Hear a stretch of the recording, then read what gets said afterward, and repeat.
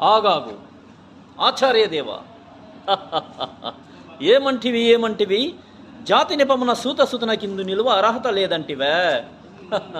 ఎంత మాట. ఇది క్షాత్ర పరీక్షయే గాని క్షత్రియ పరీక్ష కాదు కాకూడదు. ఇది కుల పరీక్షే. అందువా నీ తండ్రి భరద్వాజుని జననమెట్టిది, అతి జుభుక్సాకరమైన నీ సంభవం ఎట్టిది. మట్టి కుండలో పుట్టితివి కదా. నీది ఏ కులము?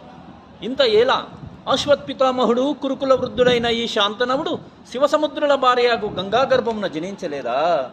ఈయనదే కులము. నాతో చెప్పింతువేమయ్యా? మా వంశమునకు మూల పురుషుడైన వశిష్ఠుడు దేవవేశ్యకు ఊర్వశి పుత్రుడు కాదా?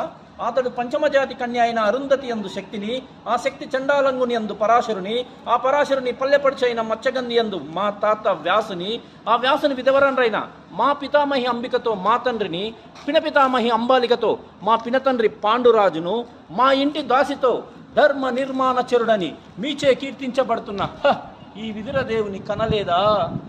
సందర్భావసరములను బట్టి క్షేత్రబీజ ప్రాధాన్యములతో శంకరమైన మా కురువంశము ఏనాడో కులహీనమైనది కాగా నేడు కులము అను వ్యర్థవాదమెందులకు?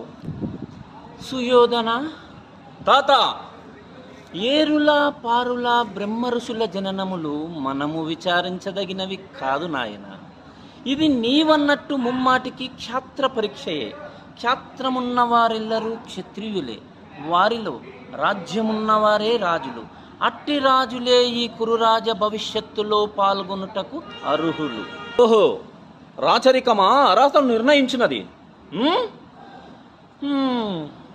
అయిన మా సామ్రాజ్యములో సస్యశ్యామలమై సంపద విరామమై వెలుగొందు అంగరాజ్యమునకిప్పుడే ఇతన్ని మూర్తాభిషక్తుని గావించుచున్నాను. సోదరా దుశ్శాసన, అనర్ఘనమున శక్తి కిరీటమును వేగంగా తెమ్ము. మామా గాంధర్వ సార్వభౌమ, సురుచిర మణిమయ మండిత సువర్ణ సింహాసనమున అధిష్ఠింపుడు. పరిజనులారా, పుణ్యభాగీరథి నది త్వయములందుకొనుడు. కళ్యాణ భక్తులారా, మంగళతుర్యారములు సుస్వరంగా మోగనిండు. మంది మావిధులారా, కర్ణమహారాజును పరివారము గావింపుడు. పుణ్యాంగరులారా, ఈ రాధాసుతున కుపాల భాగమున కస్తూరీ తిలకమును తీర్చిదిద్ది బహుజన సుకృత కరీపాక సౌలభ్యమున సహజ కవచ ఖచ్చిత వైడూర్య ప్రభావిచోలికి వాంఛను చెలరేగా వీరగంధము విధిరాల్చుడు. నేను ఈ సకల మహాజనుల సమూహమున పండిత పరిషత్ మధ్యమున సర్వదా శస్త్రదా సహస్రదా ఈ కులకలంక మహాపంకిలమును శాశ్వతంగా ప్రక్షాళన గావించెదను.